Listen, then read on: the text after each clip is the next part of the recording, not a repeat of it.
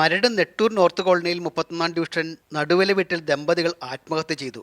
സാബു ഫിലോമന ദമ്പതികളാണ് ആത്മഹത്യ ചെയ്തത്. 3 കുട്ടികളുണ്ട്. രാവിലെ 6:45 കുട്ടികളാണ് ആദ്യം മൃതദേഹം കണ്ടത്. പനങ്ങാട് പോലീസ് സ്ഥലത്തെത്തി മേൽനടപടി സ്വീകരിക്കുന്നു.